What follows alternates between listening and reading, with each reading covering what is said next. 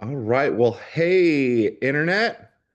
It's your pal, Tod Beardsley here from runZero, and I'm joined by my pal, Sammy Carter. Hi, Sammy. Hey, thank you for having me today. Yep. Today we're going to, oh, okay. First off, a little bit of housekeeping. Sometimes people join Zoom calls with their AI friends who take notes, and then their AI friends like to tell the host and the panelists about their presence all of the time. So if you're one of those folks and you're able to, I don't know what it is in your own workspace, uh, you know, I don't really care if you're recording because we tend to post this stuff up on YouTube anyway. But feel free to not spam the chat with your AI note takers, please. Thanks. So anyway, that burns a minute. Good. So people can still join in. So Sammy here comes to us from North Carolina, home of Carolina barbecue. And while we're not going to talk about barbecue, we're going to talk about the North Carolina public school system. I when we first were talking about this, I said, well, as a Texan, of course, all barbecue is secondary to Texas barbecue, but surely you have an opinion on the age-old regional question for you, East North Carolina barbecue or West North Carolina barbecue, which is better? Yeah, I have to, as a state employee, I'm not allowed to make pick sides or say one is part than the other, but I'm Uh-huh. on the east side of 95 where it's, 95% vinegar. Uh-huh. Anything but what they do in South Carolina. Somebody dropped a packet of mustard in there instead of ketchup. I'm like, oh, barbecue sauce. So, Well, so I love nothing more than to go to other states and sample their local barbecue and then complain about how it's not Texas barbecue. But I was pleasantly surprised when I went to Raleigh and I had some pretty good barbecue there. So good job. But today we're going to be talking about Sammy, your adventures with runZero and North Carolina public school system. So let's let people know like who you are. Like why are you such an expert in North Carolina public education? yeah, thanks. So I work at a place called the Friday Institute for Educational Innovation. Hmm. It's a research institute as part of the College of Education at NC State University. So I'm a full-fledged Wolfpack member, and we work very closely with the North Carolina Department of Public Instruction, our North Carolina State Department of Education, on a variety of different things. And one of those is around cybersecurity. And so we help develop and design and deploy the North Carolina K-12 cybersecurity program for all the schools across the whole state.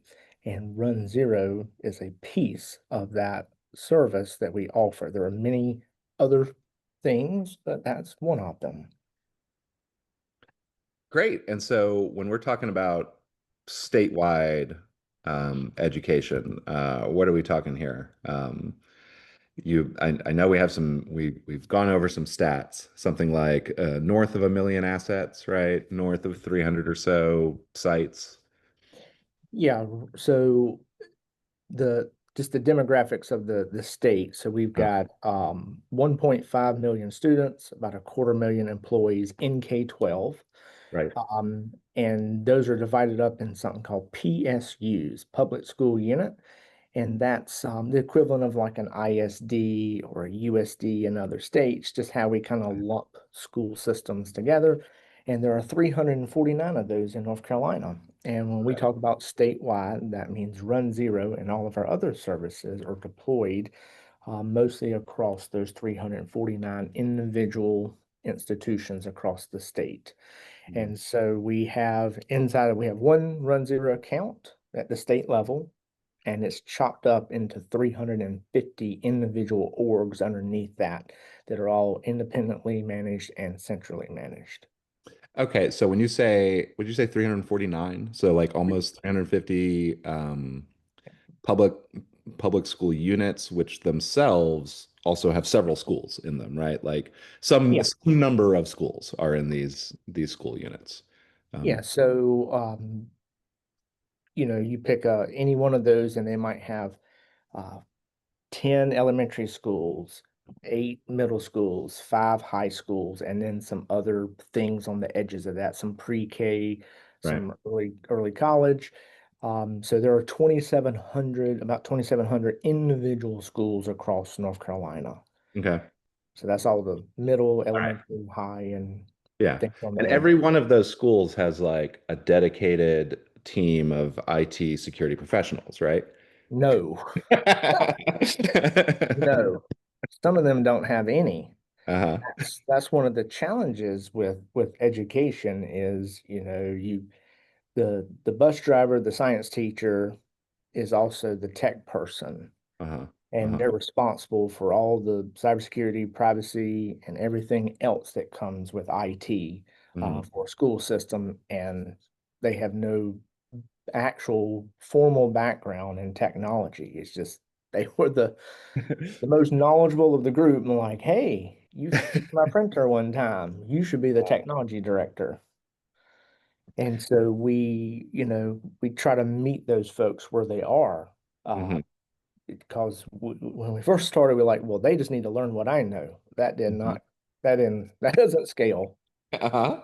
No. So let's talk about that a little bit. So like you have this remit of like you, Sammy, must personally secure all thousands of schools across North Carolina. Also, incidentally, you have generously a part-time local staff.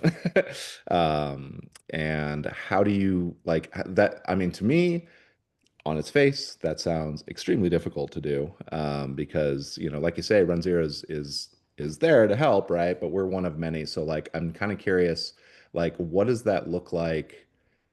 From like how did that all evolve for you, right? Like when you're presented with this challenge, what are the things that like that I guess like frankly that like runZero helped you out with? Yeah, so in general, because we have that challenge that people Uh, are understaffed or don't have the skill set, and it's all over the map. There are hmm teams of people in some schools and others. It's what I kind of described. Sure. So as a general rule of thumb, at the state level, we try to buy everything centrally, these cybersecurity services. Okay. One, I get better deals. If I buy it as a state, the price is much lower than if I buy it, 349 times. So we hmm get economies of scales on that, and we need tools that are as a service.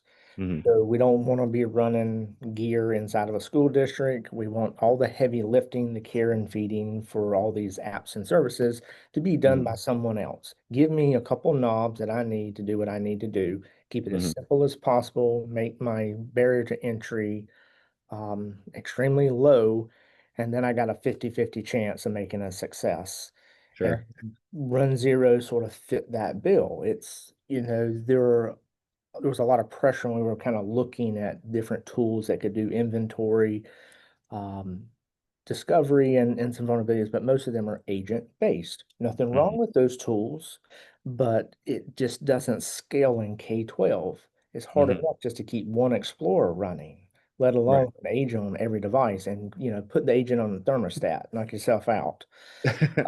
It doesn't work. So we needed something that was extremely easy to deploy and give me just a couple knobs I need to do what I need to do. And runZero kind of fit that Mhm, bill. So it naturally fit the way K-12, where it's at and how it operates mhm. versus some other tools that may have lots of capabilities. It's just not a good fit for K-12. Right. And so your licensing, right, is very top down. You are one large entity, right, of North Carolina schools. But your individual sites are not, they don't like follow a cutter pattern, as I understand it. Like you will have wildly different like technology profiles, like not even just like inside, between school di what do you call them? PSUs? Yeah, Public. I'm trying public to school look for the unit. right Just call it a terminology. school district. Okay, okay, we'll just call them school districts. Between school districts are different in, different sites, schools in those school districts, they're themselves different from each other. So while your economy of scale might help on the pricing, I I wonder like how another solution would fare with that. But I'm hearing that runZero did okay with this, with very heterogeneous environments. Yeah, because I can get away with one Explorer. Um, I don't have to put an agent on every machine. Mhm. Uh, Even in- if you could, that would still be that yeah, would be quite a we bit. do have agent based. Like we have a very large deployment of CrowdStrike, Mhm. about 250,000 endpoints across the state are running an agent. That is an agent based thing, and it can tell you anything you want to know about an asset. We Mhm. know because we integrated that with our runZero system. Um, but one simple Explorer that will run on anything. So I don't Mhm. need some high-end gear to run it. Okay. Some schools have got, data centers and others have a laptop. Right. I was working in one school and they kept saying, "Hey, we tried to do run zero, but every day it just stops working for some reason." I was like, "Did you close the laptop?" And like, "Yeah." I was like, "Don't do that. Just leave it open." And the scan will finish. Or, Right. it's that Oh, thing. I see. Yeah. It'll Yeah. run on Not that you have anything. to be logged in, but it does have to be like non-hibernate. Don't go to sleep. Yeah. That interrupts the scan. Mhm. Yeah, neat. So like, can you tell me a little bit about like when I think of like OT and ICS and all of these like things that are computers but don't look like computers, you brought up thermostats a couple times. Like when I think of that, I think of like, heavy industry and factory floors and stuff like that. But public school has a bunch of this, right? Like what does that profile kind of look like for you? Yeah, so outside of the millions of traditional devices, your laptops, workstations, servers type of thing, schools have a ton of other things. There's a lot of iRobot vacuum cleaners. There's Mhm. vape sensors in the bathrooms to Oh, keep you from really? smoking. Um, No, naughty, naughty the kids. every single school system has a camera system in every Uh-huh. hall, up and down. I need to see every corner of that school 24/7, always. Uh-huh. Um, there are doorbells on every single school. Every Uh-huh. door is locked. We have to know when the thing. So there's all this monitoring and devices, HVAC systems galore, Mhm. and every other type of technology, widget, gadget, TV, um, doohickey that you'll find in a classroom. Mhm. You got it, from a Yeah. little mini um, Lego robot to um, to the flipper zeros. You Uh-huh. you name it, we have it in a school. Mhm. Plenty of bring your own device, I imagine, kind of There's style. there's a lot of that. There's a lot that's provided by the schools. Uh-huh. So you have to allow all these devices and things that you don't necessarily control, Yeah. and you still are responsible for securing it, but you don't have any power to really do anything about it. So the name of the game is sort of knowing what you got and then, taking care of it that way. And Run Zero is sort of a fantastic tool that lets us know that. It at least gets you to that kind of level zero of like, even though I can't like log in and apply a patch, I can at the very least like know what my profile looks like, know where my exposures are, and I can like let someone know, right? Um, when we were so in that vein, I know that you're a fan of our rapid responses. We were talking a little bit earlier about some recent ones. Do you want to regale the audience with this story? Of we had the Cisco ASA one, I think was one that popped up a couple weeks ago. Yeah, we absolutely love that because the schools, unlike you, they're Uh, not living and breathing this threat intelligence 24/7. okay. They're trying to The teach classes. tiring. Unless something is screaming at them, Mhm. they're just not really paying attention. It's just not the business that they're in. And so what we love is the rapid response, because not only does it you're giving us the alert that hey, there's this thing out there, but then it automatically starts popping off these messages and emails to us that lets us know. Hmm. And so the with the Cisco one, that one was interesting because it was I think it was late at night, always is. And then we Hmm. started getting these notifications like, what in the world? runZero is just like going berserk here. And it was all those Cisco, the middle ASA, because there was like three or four of the Cisco things all, and I was getting them tangled up, Hmm. admittedly. I was like, no, it's the same one. Like, nope, this one's different. So it was the external VPN stuff, and we were getting hits on those. And what was interesting is it found them before any of our other tools found them. Oh, wow. Um, Hooray for us. yeah, so we have multiple things, at least on the outside of the firewall, Hmm. multiple things keeping an eye on stuff. And this time, runZero just it nailed it. It found stuff that it found it first, and then it found things that some of the other tools didn't Hmm. catch. Not that it's necessarily better than the other tools. It is just another perspective that gives us things. Sometimes it finds stuff that another one didn't catch. Hmm. But it's just part of our.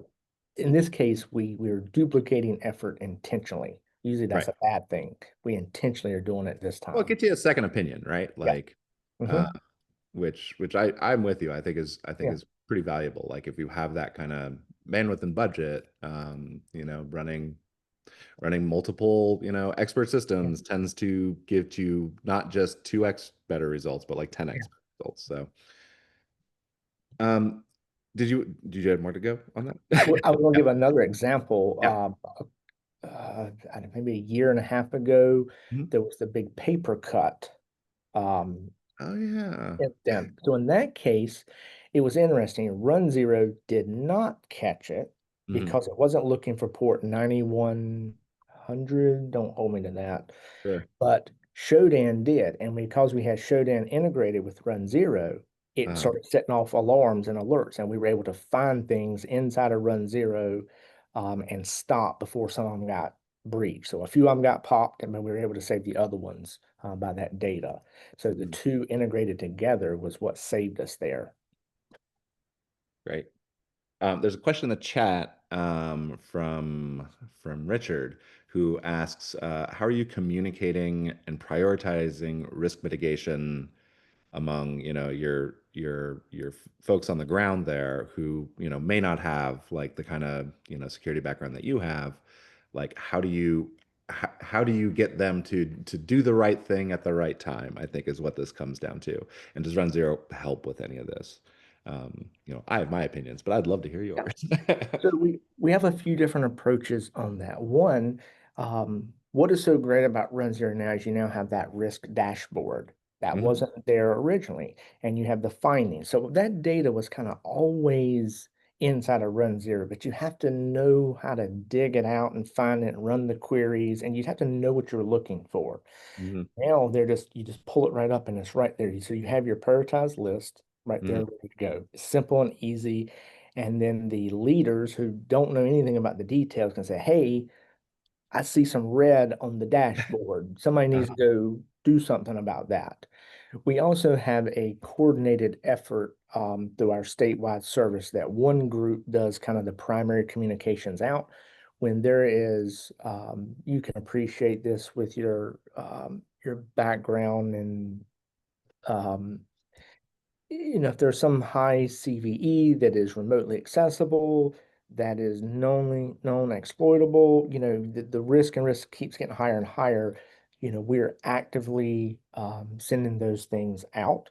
Mhm. And we have multiple communication channels that we use. And if it's something really bad, like the Cisco one, the one that was on the outside, we hit, you know, 5 or 6 different communication lists. Somebody around the state is on one of those, and we'll get the word out.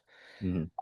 And then we can monitor our progress inside the tools as, hey, this was an issue. Now, we've got, 7 of the 10 fixed. We're still waiting to get these 3, and we just keep Hmm. hounding people one-on-one to get that. So we don't want too many people communicating to the same group at the same time because that creates confusion. So we have one Sure. group that kind of does the main primary communications, and we're feeding them data Right. behind the scenes. And so we can monitor that and say, hey, how many are in your list? Well, runZero says there's, 10. Well, you've got 9. So what's the missing one? Make sure you add Mhm. that to your list when you can Okay, well that's communicate. really handy. And so I think like the trick there, like so this is like one use case, right? Like something big hits the internet because the Cisco ASA issue, I want to say I can only hold like two CVEs in my head at a time. And this one is CVE 2025 30333, I think. It has a lot of threes in it. That sounds good to me. Yeah. And that's the kind of, so it was the subject of an emergency directive from CISO. Emergency directives themselves are pretty rare from CISO. Mhm, I mhm. think I said Cisco, I meant CISO. So it was the subject of an emergency directive from CISA. They're usually in a typical year, you'll see maybe 4 to 6 of these in a year. So kind of a big deal out of the gate. This is an all hands on deck kind of Yeah. situation typically. But then the flip side is your day to day, right? Like that is one, very spiky event that, you want like pretty good quick action across the state. Um, is there is I'm wondering if there are any anecdotes you might have about how runZero helps with that kind of boring day to day, right? Like the days where there aren't emergency directives, the days where there isn't an active ransomware event going on, right? Or something like that. Like how does runZero like integrate with your kind of overall security posture on just like, the care and feeding of all of these disparate networks that you ultimately are responsible for? Yes. So a few thoughts on that. Mhm. One, um, we get so there's the CISA directives, but on any given day, there's hundreds of vulnerabilities flying across my email and my alerts. So what we often will do is say we'll get alert about something like, hey, do we have one of those in North Carolina? Go Mhm. search runZero and see. If we do, Mhm. then we can like, all right, how bad is it? Do we need to pay attention to it? Then we can reach out and coordinate that appropriately. So that's sort of a day-to-day thing that happens. But well, I'm all for CVEs as a priority. There are many Mhm. other vulnerabilities that don't have a CVE attached to it, and we often have that debate with other tools. They're like, oh, well, everything is CVE. I'm like, what about the things that don't have a CVE? If you've got Windows XP machines in your environment, what CVE is that one? Mhm. Um, and so there's lots of other findings and risk things that runZero bubbles up that Mhm. allows us to go and focus on that. Mhm. Um, and so we just kind of keep an eye on that. And at the state level, because everything rolls up under the all orgs dashboard. I don't know if everybody has that, but Oh um, yeah. Yeah. I can search across the whole entire state. And then if I need to drill into an individual um, specific school system, we can go down to that one and look at more details. But we can search the entire state and say, hey, we have one of these things or we don't, or how many Windows XP machines or vacuum cleaners or Mhm. uh, Hikvision cameras sitting on the public internet. Mhm. Okay. Hey, speaking of Hikvision, so one of the things that I like a lot about runZero, which of course is not going to be surprising since I work here and everything, is the section 889 detection. And so that was, and it's federal, right? It's not state level Mhm. or anything. But there's a federal directive that says, "Thou shalt not run Huawei in thine communications Mhm. infrastructure." And that's Section 889. It's Huawei and like two or three other like very specifically named Chinese companies. Is this something that matters for North Carolina? Because I know it matters for New York State, but that's the only state I can know Yeah. off the top of my head where it matters. Yes and no. So Mm-hmm. it matters because, if the federal government says don't use it, then they know a lot more than I know about those things. Mm-hmm. So if they say it's bad, it's probably really bad. Um, that So we'd absolutely have those things. The challenge with it is that applies to anything paid for with federal funds. So Hmm. in school systems, there's different funding structures. Some is local, Right. some is county, some is state, some is federal. So Hmm. did you buy your Hikvision camera? Which bucket of money did you pay for that out of? If it was federal, we have a problem. Hmm. But nobody's coming after them. Hmm. So that is the NDAA Section 889, like you said. But there's a second one that Hmm. is a little bit more relevant to North Carolina that's on that same vein. Are Hmm. you familiar with the FCC E-rate program? No, tell me about it. So um, it I'll give you the 2 minute version of this real quick. At the Sure. bottom of your everybody's phone bill, there is Uh, a bunch of fees. One of those fees is called the USF, Universal Service Fund. And it's a yes. big bucket of money that goes up to the FCC to get spent on a bunch of things. One of Okay. the things that money gets spent on is something called the federal E-rate program. Right. Is a way to subsidize different parts of a local school network. There are Hmm. two categories. One is called category one. So that's everything outside the building, the internet. So if my internet is $10,000 a month, I could get subsidized at 80% maybe, Hmm. and I got to pay $2,000 a month. Gotcha. Okay. On the inside, it pays for access point switches, routers, gears, and things like that. Hmm. There is another list like the NDAA that the FCC maintains, the naughty vendor list. That one Hmm. is updated more frequently than the other one, and there's about 80% overlap between the two. But there are other items on that list. And so every school just about uses E-rate money. And Hmm. it says if you buy these things, you cannot use E-rate money to buy things on the bad vendor list. Hmm. So Wow. that is where it is a problem for North Carolina K-12. Hmm. And if you nobody's going to risk losing all that money that they're getting. And by the way, just as a side note, the federal government just did a $200 million FCC cybersecurity pilot. So the Hmm. idea is we got internet to all the schools. We Hmm. also need cybersecurity things in there as well. Can we Sure. use some of that big bucket of money in the sky to pay for cybersecurity things? Hmm. And asset discovery, vulnerability management, network Hmm. infrastructure is eligible services. North Hmm. Carolina is part of that pilot, and uh, we just went through the cycle, and they're going through it. So if that becomes the big one, then everybody could use federal money to buy them some runZero. That was the Awesome. moral of that story. Right.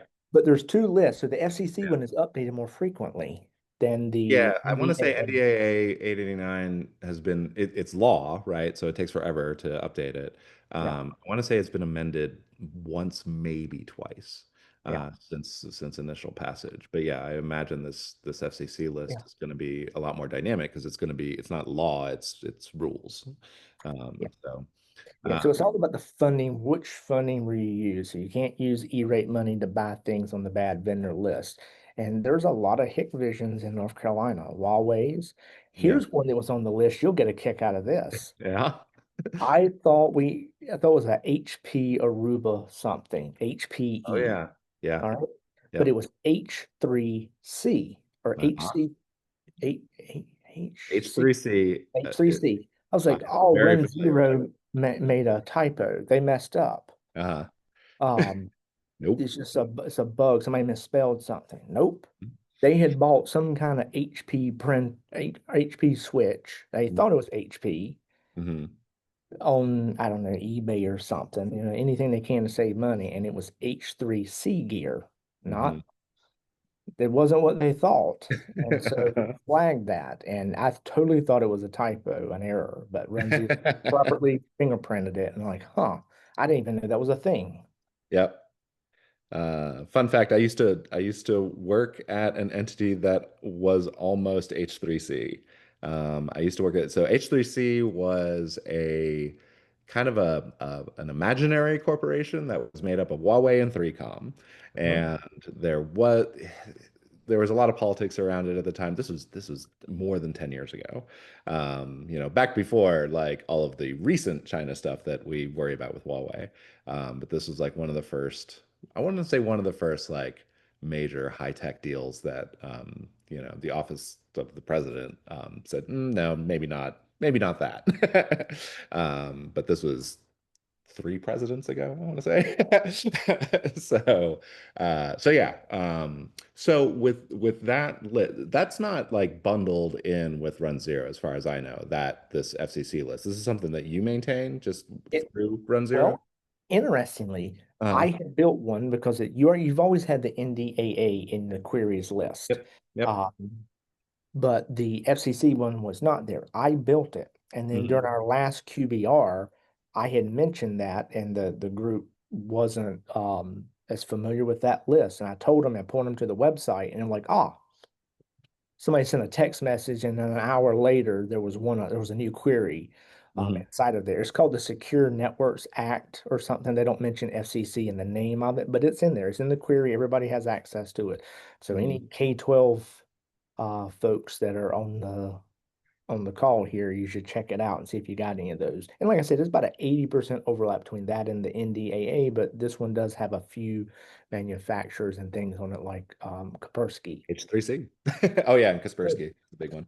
Yeah. Um, yeah. So there was one thing I like to, so one of the things that was very attractive to me to come to runZero when I did, I haven't been here super long, but I've been watching runZero for years and years, um, is the fact that runZero somehow gets away with no tier one support. We have no support queue for customers. And I know that you had a pretty fun story about your interactions with our no support queue. Does this mean you get no support? Absolutely not. What it means is that if you have a bug, right? Like everybody ships bugs, it's okay. You're allowed to ship bugs. Um, if you have a bug report, well, I'll let you tell the story. Yeah, I have been extremely impressed with runZero support. The One of the most recent examples was last week. I was working with a particular school district, and they were trying to get set up inside of runZero, and they didn't.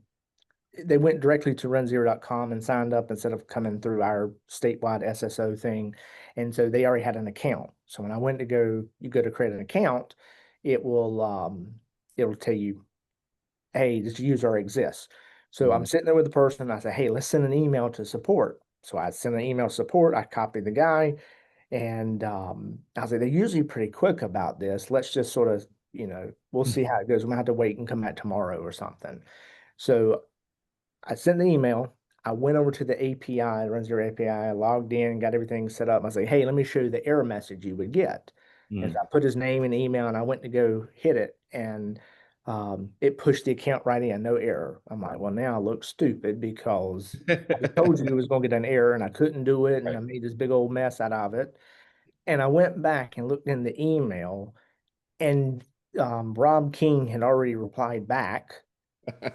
And I was like, what isn't he like way up in the org over there? He's one of the Bob why King is is he our doing help? director of applied research. He joins Yeah, me on Run Zero yeah, he's out. doing help tickets kind of thing. Anyway, 4 minutes. 4 minutes it took. You had already replied back, fixed my problem before I could even get logged into the API to create the account to show Mhm. the error message that never showed up. Mhm. Just one example of that. And there are countless other um, scenarios where I've submitted something, have our weekly calls with our monthly calls with our customer success manager, and I'll say, here's some things that were great, here's some challenges that we have, and like let's just add it to the SAMI list. I have my own sort of tags in your support queue or somewhere. Sure. My understanding, there's a star next to it, or there's some kind of Uh-huh. emoji or something in there beside my name. But it's been phenomenal. I mean, when we work with HD, that we one other little To be quick story. clear, like we may or may not, I'm not going to either neither confirm nor deny that we have a Sammy list, but you're not paying like some giant premium for like, white glove support I services. didn't know we even paid for support. No. It's just part of it. I did, Yeah, it is part and parcel of the offering. So there we don't have like a tiered system of support. Everybody uses runZero. Like we just simply don't have a first level support because we found that like if you have first level support, first off, it makes excuses. Yeah. That tends to be what they do. They tend anybody who offers first, not everybody, right? But like oftentimes when you're opening a ticket for the first time, they'll say, "Hey, have you tried turning it off and turning it on again?" Like they'll do a bunch of lame stuff, right? Whereas when you open a support ticket with runZero, it hits the development team like instantly. Like whoever's on the hot seat that week, like knows who wrote whatever that feature is that you're complaining about, can tag them specifically and say, "Hey, Rob, your thing is busted." And Rob will say, "Oh no." And then he feels really bad about it. And then so this is why Yeah. you'll get a fix like in under three Yeah. minutes. And Uh, I mean, I guess, HD is on the support queue yeah. sometimes as well, because we had a situation, let's say a year ago, without going too many details, some data ended up inside of runZero through an integration that wasn't supposed to be there. Mhm. Was nothing runZero, somebody on our side, fat Yeah. finger something. Somebody imported something they oughtn't have. Yep. Yeah. And we needed to kind of know who has looked or accessed or touched that data determines how we respond. The problem is when I go into the event stuff, I can only go back a month. I needed to go back further than that. So I reached out to runZero Sport. I said, "Hey, we are in a situation.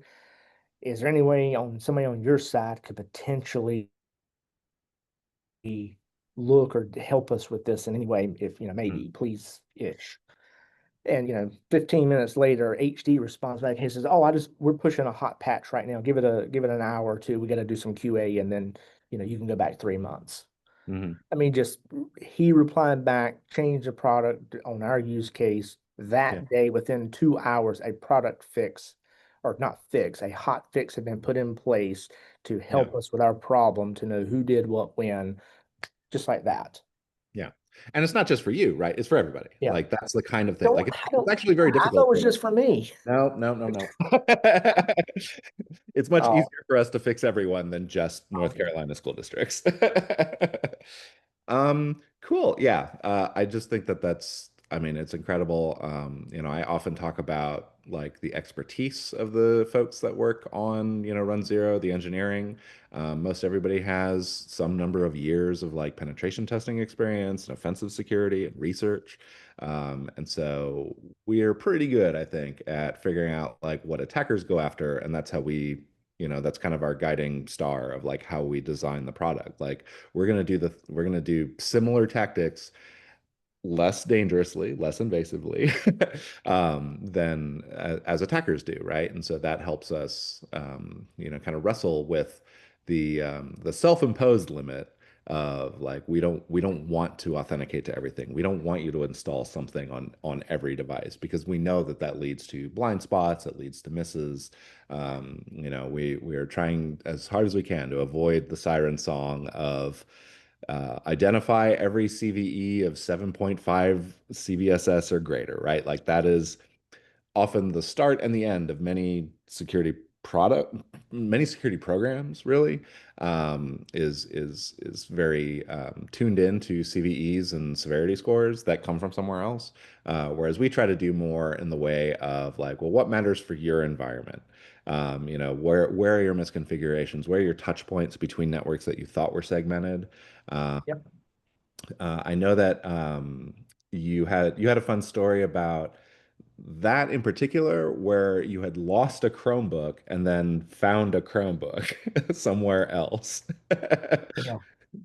So when we were looking at acquiring runZero, or like a tool that does those functions, you come up with all the justifications. We need it for this reason, this reason, this reason.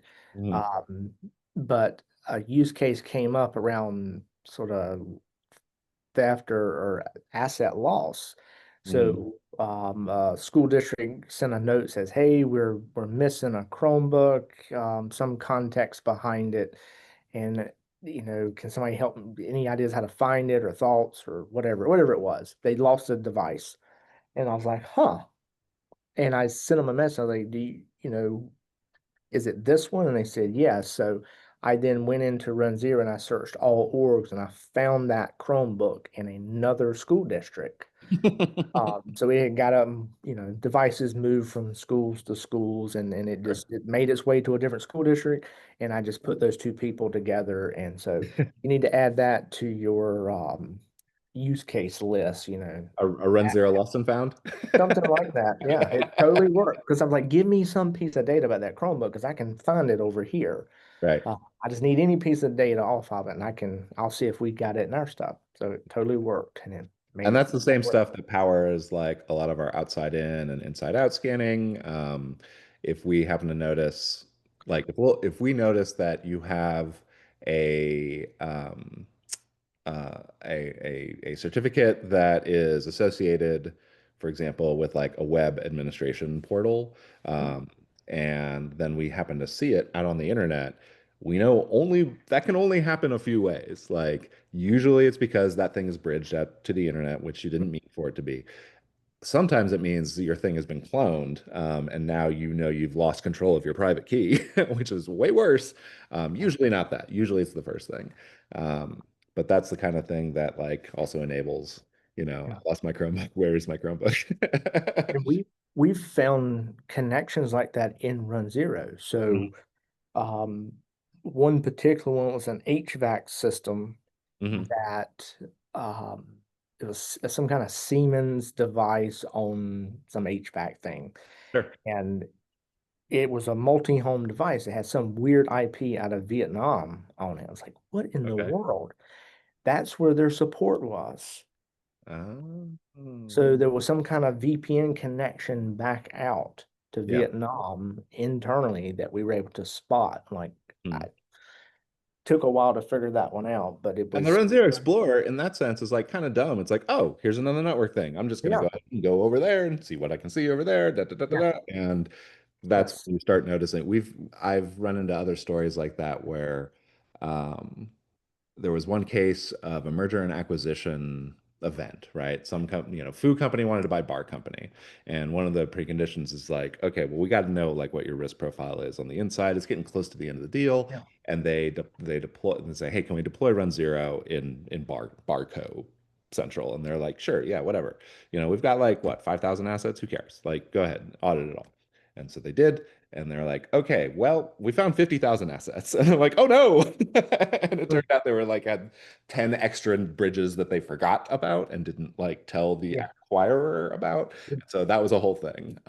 Those are fun for me, not so great yeah. for the acquisition target.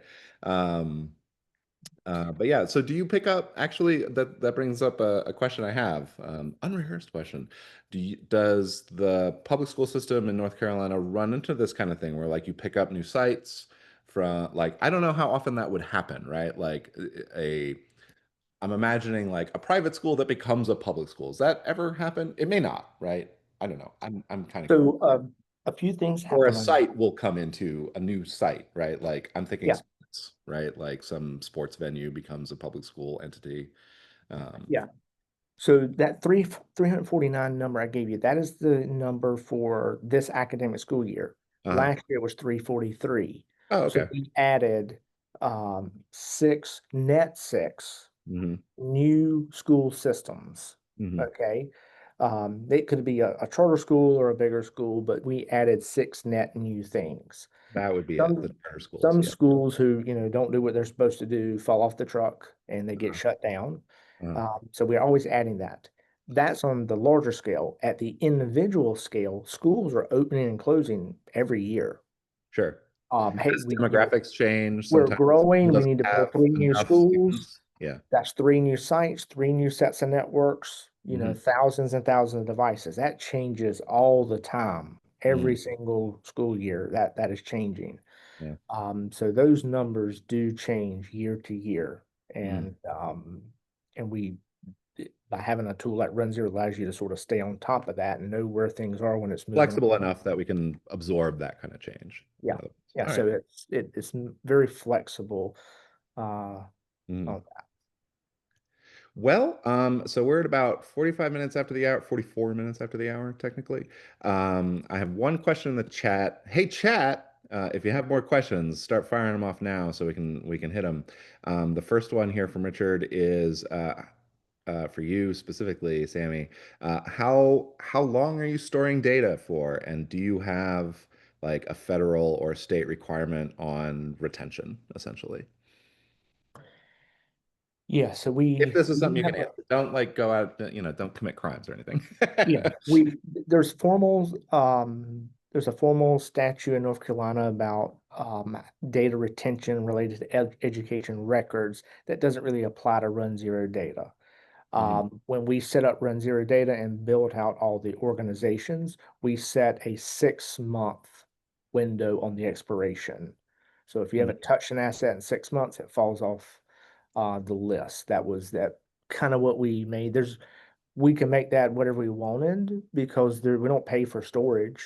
HD Yep. is, it's all in there. I don't whether I use this much or this much, it's the same price for us. So we just felt if you haven't touched an asset in 6 months, Mhm. the value is not there. So that was just a global thing that we put um, Mhm. out there. Cool.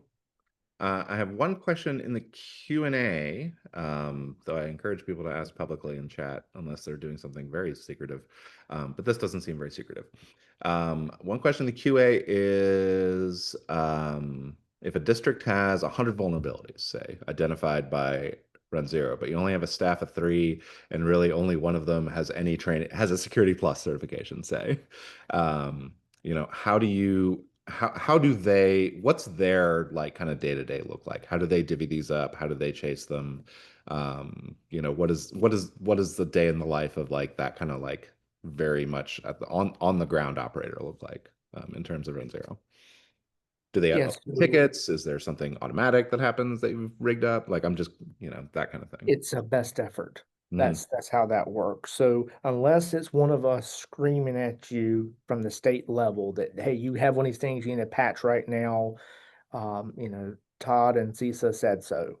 You if it's something like that, they will drop whatever they're doing and get on it because we don't do that often. But Hmm. out in those cracks of that, how do they prioritize it? And inside of runZero, the findings list makes it so easy. I mean, it's already, here's my critical things, And and the it findings thing is a little bit new. I want to say yeah, we launched findings 4 months ago, 5 months ago, something like that. yes, Where it is amazing, a grouping of like yeah, vulnerabilities. yeah. Um, And what I love about it, it's not just CVE based in the findings. yeah. So it tells you, hey, here is your biggest risk. Start focusing there. Mhm. Outside of runZero, we follow the CIS controls. That's our main framework. Mhm. And what we tell people is if you need to pick from a list, always go with your your IG1s or anything that's like 4.1 is more important than 4.8. Sure. uh, Focus on things in the lower on that list if you need Uh, to prioritize. So right. that's how you know which ones because you don't there's 100 things. I don't have time and money and people do 100 things. Mhm. What's the top five? That's how Right. you prioritize that and what we Right. recommend to people. Cool. Great. There's a question in the chat, how school districts and academia in general are known for shadow IT. They either inherit things from however things were done before, new shadow ID pops up. This is a natural outgrowth from the fact that TCP/IP is a many-to-many protocol, and your network is supposed to be this way, kind of organic. How do you have anything off the top of your head in these final minutes to talk about discovering new products that end up being legitimate in quotes? And I think that means like, oh, somebody on faculty, was behind this project. It wasn't like students being crazy. So there's a big in North Carolina, there's a big local control concept and there's multiple levels. Sure. State has certain control over certain things. Below that tier, you have the school district level, they have Hmm. control. Underneath that, you have the individual schools. So Hmm. a principal has a P card. They can go and buy anything and whatever they want. Go up to Best Buy and get them a, Linksys router because the Sure. music teacher needed one. Hmm. And so without a tool like runZero, you can't prevent that. You can tell people, you can put process in place, Yeah. but they're going to do what they want to do because the teacher needs it, and we're here for the teachers and the students, and they take priority, and we don't have time for this, 6 month IT. Yeah. You Um, don't want to go through like a whole acquisition process for right. one extra router, one So extra yeah, basically Soho router. yeah. So keep that in mind what I said earlier about how um, the schools are way understaffed on the tech side. So not only does that include cybersecurity, I'm not saying there's like three cybersecurity people in the school district. I'm saying there's three IT people Sure. for everything, cybersecurity, provisioning, And one identity of them management, went to everything. Black Hat 5 years ago. And Something that like is this that. training. They watched the webinar of Black Hat Sure. after it was over. Um, And so, if you can imagine running new purchases and things, how long that would take, and they don't have, by the time you get it approved and the thing that, what I need it for is gone. No different than any other organization. So, Mhm, shadow IT is very, very real in K-12. mhm, Um, a little bit outside of runZero, they buy like online services, anything that you can imagine, some widget, app, sure. plug-in, they have it. And runZero at least helps them keep an eye on that stuff. Like, Mhm, I don't remember buying that thing, but somebody has sure enough put a little Soho router in the cafeteria at the elementary school. Um, uh, and, and now that we know that that's there, we can go and deal with that. So we right. sort of this, if you can't catch you on the front end, you at least can have awareness on the back end and decide Mhm. what to do about it. Cool. I have one, I'm going to say last question, unless a question comes in that's a real easy yes or no. Um, are you running all your scans in a scheduled way? And are they all running from like a single or centralized platform? Or are you running, I guess, like a billion different like diverse scans across all 349 public Yeah. instruction units? So 349 organizations, each one of them has sites. So each Mhm, site is a school district. An elementary school is a site, middle school is a site, high mhm, school is a site, and so on. And they do individual scans on each of those based on their local preference. So mhm, there are thousands and thousands of task scans running mhm, inside the system. At the state level, we do external scans, so we scan all 100,000 IPs on about a 3-day cycle. I have mhm. that. But inside, it's whatever they want to do at their discretion. We do not scan anything internally because we don't know what their local time cycles are. If you're in Right. the middle of a testing week, that is a do not touch anything because testing has to happen. That's the most critical time in the Right. And school. there's a bunch of like laws around that, right? So, Yeah, yeah. testing goes down, so don't be scanning, don't touch anything, don't breathe. Uh-huh. Just let everything work, If it and has a then flashy light, try not to look at yeah, it. don't look at it too hard. That's how that works. So we have recommendations that we provide them, but ultimately they make the decision what they want to run Okay. locally and how. The goal is run as often as you possibly can during peak time hours, without breaking anything. Well, that sounds delightfully democratic. Like, you put that power down on the local school to deal with their local stuff. And I'm not saying like run zero scans are like invasive at all. Like I think we do a really good job of like piecemealing like how aggressive can we be, how aggressive should we be? But like even then, right? Like I can see the hesitation to do anything really out of the ordinary during testing week. Yeah. In Texas, we have star testing is our thing. I am in Texas currently, and yeah, that is very very familiar to me. Lots of But you people can just they go and off. run there and hit the pause. You don't have to say, well, let me schedule around my testing week. Just hit the Yeah, pause button yeah, and it won't run. yeah. Then unpause it. Yep. Cool. Well, this has been great for me. I hope it's been great for the audience and especially great for you, Sam. I hope you've had a good time. I always have a good time talking to Run Zero customers. I love hearing stories about Rob closing tickets in 4 minutes. I'm gonna go. We have like a little internal like attaboy kind of high five system. I'm gonna go give him one of those right now. Um, and um, And yeah, so I think that's it. If you have any questions, and you're in the audience, feel free to reach out. runZero is always here. Love to talk about all things, asset management, exposure management, vulnerability management, all the management. We're very happy to talk about it. Thank you so much, Sam, for taking the hour Thank today. you for having me. I appreciate the sharing some stories with the community and Run Zero. Great. We have